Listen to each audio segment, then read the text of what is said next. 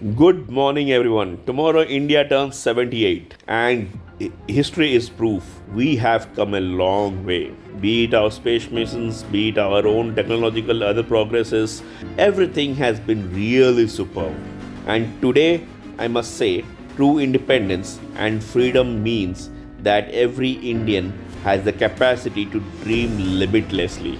Today, I'm going to speak about courage. And to start with, I want to burst the biggest myth around courage. Courage is often understood as an absence of fear, whereas what it actually is, taking that step into the future, taking that step into uncertainty and the unknown, despite the presence of fear.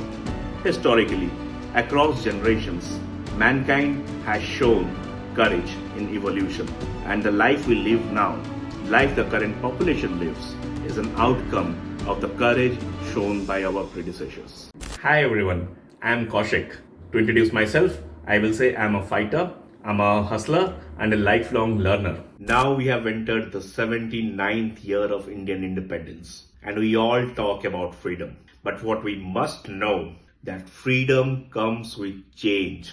In Odia, there is a famous proverb called Ati Garbe Hate Lanka, which means excess of pride and ego will lead to the downfall, just like it happened with Lanka. Good evening, everyone. Today's topic is really close to my heart. Speaking about freedom fighters, I've always found freedom fighters to be really inspiring because they have gone through a lot of journey. And one such freedom fighter of India that always inspired me is Netaji Subhash Chandra Bose. Today, I'm going to speak about courage. And to start with, I want to burst the biggest myth around courage. Courage is often understood as an absence of fear, whereas what it actually is, taking that step into the future, taking that step into uncertainty and the unknown, despite the presence of fear.